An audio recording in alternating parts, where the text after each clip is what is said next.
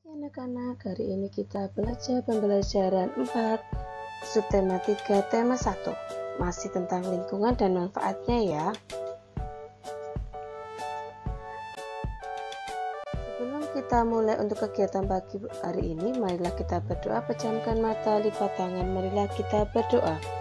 Dalam nama Bapa dan Putra dan Roh Kudus, amin. Selamat pagi Bapak, kami ucapkan terima kasih atas berkat-Mu yang sungguh luar biasa sehingga kami bisa mengikuti pembelajaran hari ini.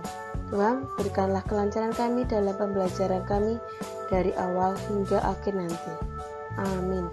Dalam nama Bapa dan Putra dan Roh Kudus, amin.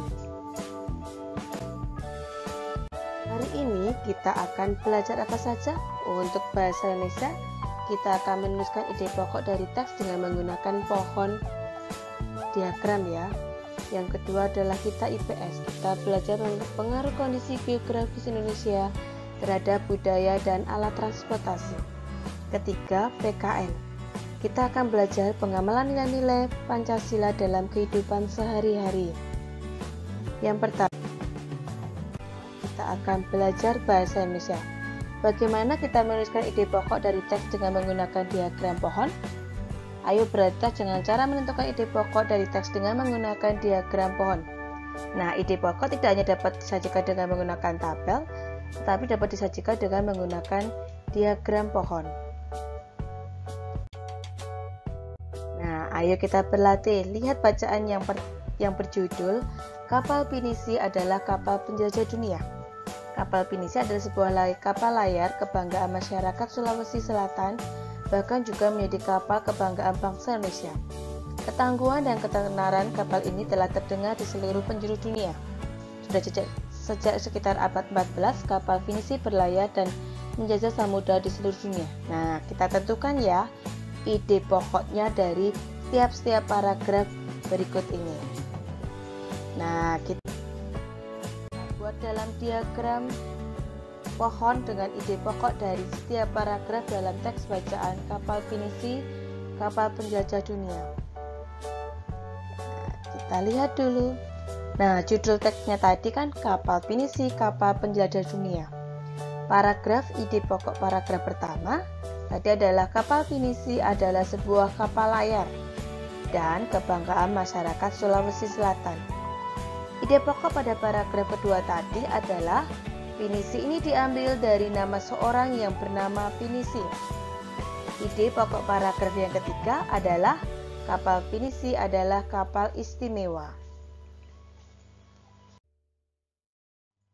Kita belajar muatan IPS KD 3.1.4.1 tentang pengaruh kondisi geografis Indonesia terhadap budaya dan alat transportasi. Kekayaan budaya yang dimiliki Indonesia dilihat dari keragaman suku bangsa. Ada suku Jawa, suku Madura, suku Tengger, kemudian suku Dayak, kemudian bahasa daerah yang beragam, kemudian keragaman pakaian adat, keragaman rumah adat, keragaman senjata tradisional, keragaman alat musik tradisional. Di sini adalah masih muatan IPS, pengaruh kondisi geografis Indonesia terhadap budaya. Dampak dari segi kebudayaan diantaranya sebagai berikut. Yang pertama, karena mudahnya pengaruh luar masuk ke Indonesia, maka masyarakat lebih mengenal budaya asing. Yang kedua, karena tontonan dan adegan yang dalam film yang kurang, bahkan tidak pantas membawa efek buruk bagi bangsa Indonesia. Apalagi film yang dari luar negeri ya, itu membawa dampak yang tidak bagus, efek yang buruk bagi bangsa Indonesia. Kemudian dikenalnya kebudayaan Indonesia akibat ramainya perdagangan dan pariwisata yang ada di Indonesia, karena di Indonesia sebagai jalur perdagangan. Nah, kemudian timbulnya beraneka ragam kebudayaan dan adat akibat pengaruh luar. Nah, seperti pakaian adat itu juga terpengaruh dari pengaruh luar. Kebudayaan yang mulai luntur karena pengaruh luar juga. Kemudian kondisi geografis Indonesia terhadap budaya. Wilayah Indonesia berupa kepulauan juga mempengaruhi jenis transportasi yang digunakan untuk menghubungkan antar pulau, yaitu transportasi udara dan laut. Wilayah Indonesia terdiri atas beberapa ribuan pulau. Jika tiap-tiap pulau memiliki satu budaya, ada ribuan budaya, padahal satu pulau lebih dari satu budaya tadi ya. Bisa dibandingkan dengan kondisi geografis transportasi dikembangkan dengan kegiatan transportasi. Bagi negara tadi, laut dan selat di Indonesia merupakan prasarana transportasi yang mudah, lebih murah daripada prasarana transportasi darat. Di sini ada beberapa pelabuhan yang terkenal, antara lain adalah Belawan, itu ada di Provinsi Sumatera Utara. Kemudian Pelabuhan Bakauheni dari Lampung. Kemudian Pelabuhan di Merak terletak di Provinsi Banten. Kemudian Tanjung Perak terdapat di Provinsi Jawa Timur. Kemudian Gilimanuk yang berada di Provinsi Bali.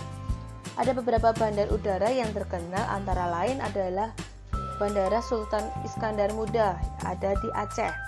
Kemudian Adi Sucipto di Yogyakarta. Kemudian Soekarno-Hatta ada di Banten. Ngurah Rai ada di Bali, dan Sentani ada di Papua.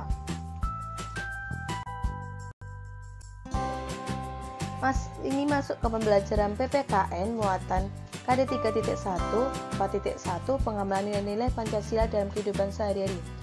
Contoh kegiatan sehari-hari yang mencerminkan Pancasila adalah berdoa sebelum belajar di kelas, itu bisa mengamalkan sila pertama, sila kedua, dan sila yang ketiga. Contoh pengambilan keputusan bersama di berbagai lingkungan sebagai berikut. Di lingkungan rumah, bisa di lingkungan sekolah.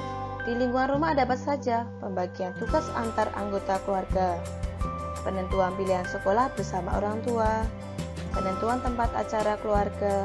Kemudian di lingkungan sekolah adalah pembuatan jadwal piket kelas, penentuan tempat piknik bersama bapak dan ibu guru, pembuatan tata tertib kelas. Di lingkungan masyarakat dan di lingkungan bangsa dan negara. Di lingkungan masyarakat adalah penentuan waktu pelaksanaan kerja bakti, pembuatan jadwal ronda, pemilihan kepala desa. Sedangkan di lingkungan bangsa dan negara ada pemilihan presiden dan wakil presiden, pemilihan anggota DPR Republik Indonesia, kemudian pembuatan kebijakan nasional. Nah, tugas kalian hari ini adalah yang pertama. Daerah pembuatan kapal pinisi adalah provinsi mana tadi? Ayo, masih ingat nggak? Nah, keistimewaan kapal pinisi tadi apa? Ketiga, salah satu peninggalan kebudayaan Indonesia adalah Candi Borobudur. Nah, Candi Borobudur ini terletak di kabupaten mana? Keempat, salah satu pelabuhan pengelolanya di bawah PT Pelindo adalah Pelabuhan Tanjung Priuk. Nah, pelabuhan ini terdapat di provinsi. Pemilihan ketua kelas merupakan contoh pengambilan keputusan. Nah, apabila terjadi sebuah masalah, sebaiknya kita selesaikan melalui cara apa? Nah, tugasnya soalnya ditulis ya, kemudian dikerjakan di buku tema, kemudian hasilnya difoto dan dikirim ke Google Form ya. Nah, pembelajaran 4, subtema 3, tema 1 sampai di sini. Kita sampai ketemu di pembelajaran berikutnya. Tetap semangat, tetap jaga kesehatan anak-anak, jangan lupa kerjakan PR-nya ya. Dah.